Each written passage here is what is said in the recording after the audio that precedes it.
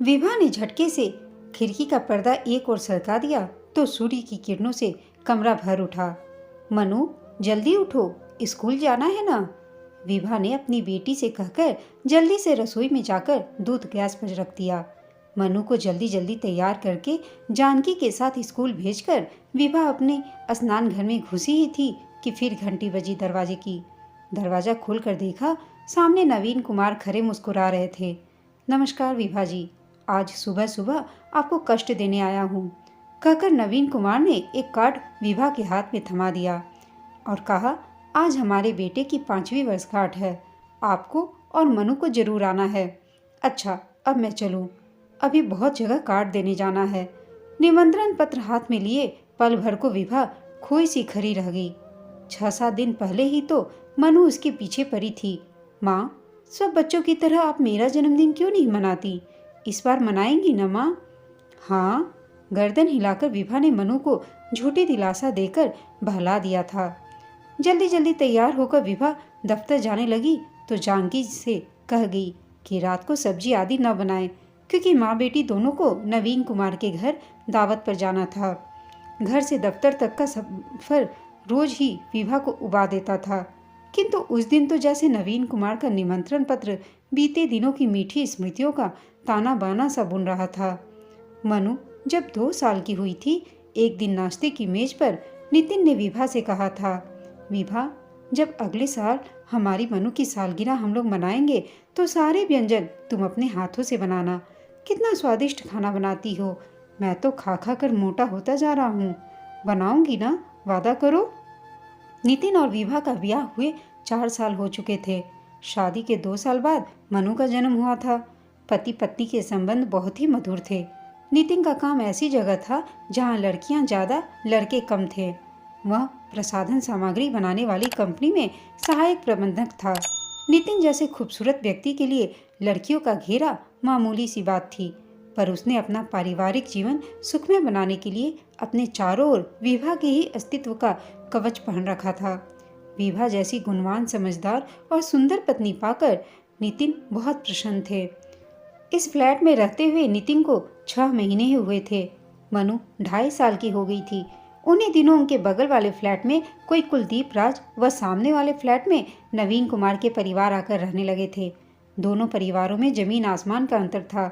जहां नवीन कुमार दंपति नित्य मनु को प्यार से अपने घर ले जाकर उसे कभी टॉफी, चॉकलेट व खिलौने देते, वहीं कुलदीप राज और उनकी पत्नी मनु के द्वारा छुई गई उनकी मनी प्लांट की पत्तों के टूट जाने का रोना भी कम से कम 2 दिन तक रोते रहते।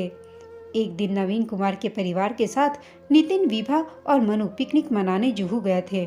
वहां नवीन का पुत्र सौमित्र व मनु रेत के घर बना रहे थे। अचानक नितिन बोला, विभा, क्यों न हम अपनी मनु की शादी सौमित्र से तय कर दें? पहले जमाने में भी माँ बाप बच्चों की शादी बचपन में ही तय कर देते थे। नितिन की बात सुनकर सभी खिलखिलाकर हंस पड़े तो नितिन एकाएक उदास हो गया। उदासी का कारण पूछने पर वह बोला, जानती हो विभा, एक ज्योतिषी ने मेरी उम्र सिर्फ 30 साल ही बताई है। विभा ने झट अपना हाथ नितिन के होठों पर रखकर उसे चुप करा दिया था और झरझर आंसू की लड़ियां बिखेर कर कह उठी थी, ठीक है, अगर तुम कहते हो तो सौमित्र से ही मनु का ब्याह करेंगे, पर कन्यादान हम दोनों एक साथ करेंगे। मैं अकेली नहीं, वादा करो मुझसे। बस रुकी तो विभा जैसे किसी दहरी तंद्रा से जाग उठी। दफ्तर आ गया था उसका। लौटते समय बस का इंतजार करना विभा ने व्यर्थ समझा। धीरे धीरे पैदल ही चलती हुई घंटा घर के चौराहे को पार करने लगी, जहाँ कभी वह और नितिन अक्सर पार्क की बेंच पर बैठ अपनी शामें गुजारते थे। सभी कुछ वैसा ही था, न पार्क बदला था और न वह पत्थर की लाल बेंच। विभा समझ नहीं पा रही थी कि उस दिन उसे क्या हो रहा था। जहाँ उसे घर जाने की जल्दी रहती थी, वहीं वह जानबूझकर विलंब कर रही थी। यूं तो वह इन यादों को जी तोड़ कोशिशों के बाद किसी कुनैन की गोली के समान ही सटक कर अपने आप को संयमित कर चुकी थी। हालांकि वह तूफान उसके दाम्पत्य जीवन में आया था, तब वह अपने आप को बहुत ही कमजोर व मानसिक रूप से असंतुलित महसूस करती थी और सोचती थी कि शायद ही वह अधिक दिनों तक जी पाएगी। पर 3 साल कैसे निकल गए, कभी पीछे मुड़कर विभा देखती तो सिर्फ मनु ही उस अंधेरे में रोशनी की एक किरण नजर आती। जिसके सहारे वह अपनी जिंदगी के दिन काट रही थी। उस दिन की घटना इतनी भयानक रूप ले लेगी, विभा और नितिन दोनों ने कभी ऐसी कल्पना भी नहीं की थी। एक दिन विभा के दफ्तर से लौटते ही एक बेहद खूबसूरत तितली नुमा लड़की उनके घर आई थी और वह बोली, आप ही नितिन कुमार की पत्नी हैं? जी हाँ, कहिए, आपको पहचाना नहीं मैंने। विभा असमंजस की स्थिति में थी। उस आधुनिका ने पर्स में से सिगरेट निकालकर सुलगा ली। विभा कुछ पूछती उससे पहले ही उसने अपनी कहानी शुरू कर दी। देखिए, मेरा नाम शुभ्रा है। मैं दिल्ली में नितिन के साथ ही कॉलेज में पढ़ती थी। हम दोनों एक दूसरे को बेहद चाहते थे। अचानक नितिन को नौकरी मिल गई, वह मुंबई चला आया और मैं, जो उसके बच्चे की माँ बनने वाली थी, तड़पती रह गई। उसके बाद माता पिता ने मुझे घर से निकाल दिया। फिर वही हुआ जो एक अकेली लड़की का इस वहशी दुनिया में होता है। न जाने कितने मर्दों के हाथों का मैं खिलौना बनी। विभा को तो मानो सांप सूंघ गया था। यह सब सुनकर आंखों के आगे अंधेरा सा छा गया था। उसने झट फ्रिज से बोतल निकालकर पानी पिया और अपने ऊपर नियंत्रण रखते हुए अंदर से किवाड़ की चटखनी चढ़ाकर उस लड़की से पूछा, तुमने अभी अभी कहा कि तुम नितिन के बच्चे की माँ बनने वाली थी? हाँ, मेरा बेटा। नहीं नहीं, नितिन का बेटा कहूँ तो ज़्यादा ठीक होगा। वह छात्रावास में पढ़ रहा है। युवती ने विभा की आंखों में झांकते हुए कहा, तुम अब क्या चाहती हो मुझसे? मेरे विचार से बेहतर यही होगा कि तुम फौरन यहाँ से चली जाओ। नितिन तुम्हें भूल चुका होगा और शायद तुमसे अब बात भी करना पसंद नहीं करेगा। तुम्हें पैसा चाहिए? मैं अभी चेक काट कर देती हूँ, पर यहाँ से जल्दी चली जाओ और फिर कभी इधर ना आना। विभा ने 10,000 रुपये का चेक काटकर उसे थमा दिया। इतनी आसानी से चली जाऊं? कितनी मुश्किल से तो अपने एक पुराने साथी से पैसे मांगकर यहाँ तक पहुंची हूँ और फिर नितिन से मुझे अपने 6 साल का हिसाब चुकाना है। युवती ने व्यंग्यपूर्वक मुस्कुराते हुए कहा। थोड़ी देर बाद घंटी बजी। विभा ने दौड़कर दरवाजा खोला। नितिन ने अंदर कदम रखते हुए कहा, शुभ्रा, तुम यहाँ कैसे? विभा की तो रही सही शंका भी मिट चुकी थी। उसकी समझ में नहीं आ रहा था कि वह क्या करे और क्या ना करे। युवती ने अपनी कहानी एक बार फिर नितिन के सामने दोहरा दी थी। विभा के अंदर जो घृणा नितिन के प्रति जागी थी, उसने भयंकर रूप ले लिया। नितिन बार बार उसे समझा रहा था, विभा, यह लड़की शुरू से आवारा है। मेरा इससे कभी कोई संबंध नहीं था। हर पुराने सहपाठी या मित्र को यह ऐसे ही ठगती है। विभा, ना समझ ना बनो, यह नाटक कर रही है। पर विभा ने तो अपना सूटकेस तैयार करने में पल भर की भी देरी नहीं की थी। वह नितिन का घर छोड़कर चली गई। कोशिश करके नवीन कुमार के दफ्तर में उसे नौकरी भी मिल गई। कुछ समय मनु के साथ एक छोटे से कमरे में गुजारकर विभा ने फ्लैट किराए पर ले लिया था। घर छोड़ने के 5-6 माह बाद ही विभा को पता चला कि वह लड़की धोखेबाज थी। उसने डरा धमकाकर नितिन से बहुत सा रुपया ऐंठ लिया था। उस हादसे से वह एक तरह से अपना मानसिक संतुलन ही खो बैठा था। चाहकर भी विभा फिर नितिन से मिलने न जा सकी। नवीन कुमार के बेटे के जन्मदिन की पार्टी में विभा नहीं गई। जब विभा घर पहुंची तो मनु सो चुकी थी। विभा कपड़े बदलकर निढाल सी पलंग पर जा लेटी। उस दिन न जाने क्या उसे नितिन का बेहद याद आ रही थी।